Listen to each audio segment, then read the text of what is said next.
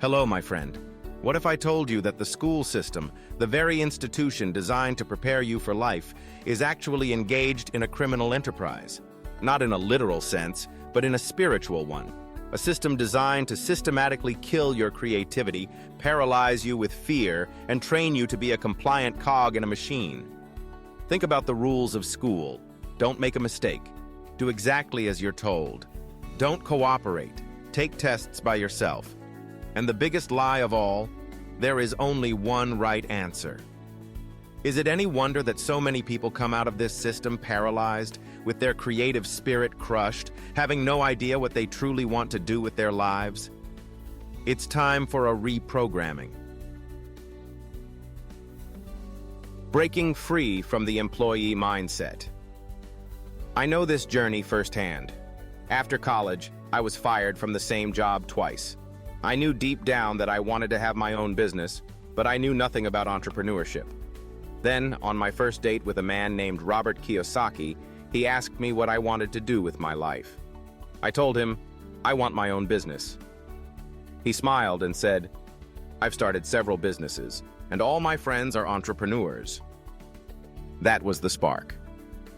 2 months later, I started my first business. My first thought, coming from an employee mindset, was hilarious in hindsight. Great, my time is my own. I'll have so much freedom.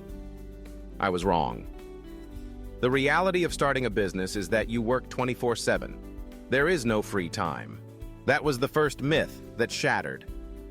Entrepreneurship is not for the faint of heart.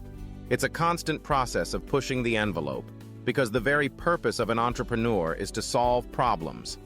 Every single day, something unexpected happens, and you can't back down. You have to face it. This is why entrepreneurship is the fast track to personal development. You are forced to confront your fears and limitations head on. The anatomy of an entrepreneur. So what does it take to succeed on this path?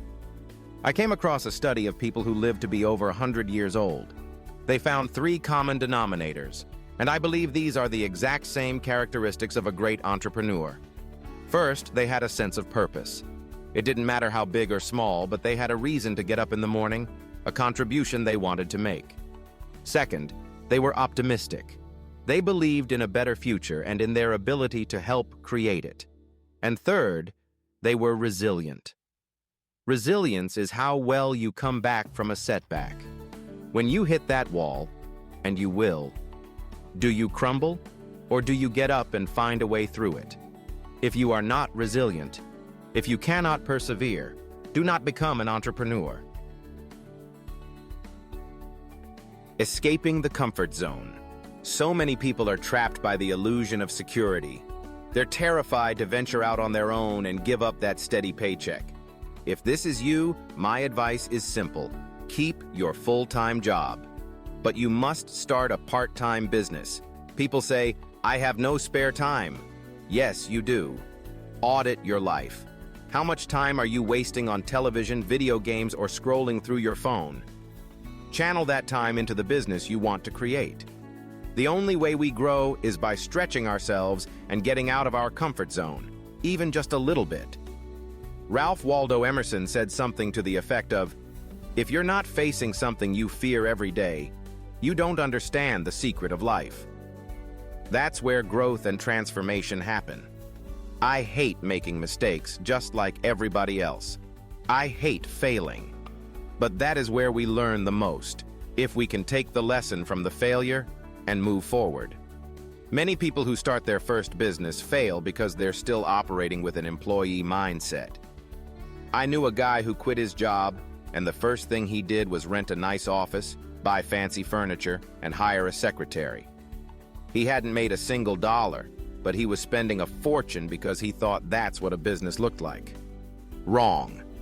First, go make the money. Start out of your home. Every successful entrepreneur I know started small. Get the reality of what it takes before you start spending. The mission behind the money. It's not just about doing what you love and the money will follow. It's about finding a problem you love to solve. Where can you make a contribution? Then, you work your butt off and the money will come. If you have a product or service that you truly believe will help people, then you have a responsibility to make your business successful so you can get it out to the world. Don't be afraid to charge money for the value you provide. The journey starts by deprogramming yourself from the lies school taught you. You have to learn to collaborate, to brainstorm, to understand that there are countless answers to every problem. And most importantly, you have to learn that making a mistake isn't the end. It's the beginning of your education. Find what is most meaningful to you. Find your purpose, and let that be the fuel that drives your resilience and your optimism. Life becomes so much easier when you are aligned with a purpose that is bigger than just a paycheck. Thank you for being here at Theory 360X, a place for those who are ready to unlearn and reprogram their minds for success.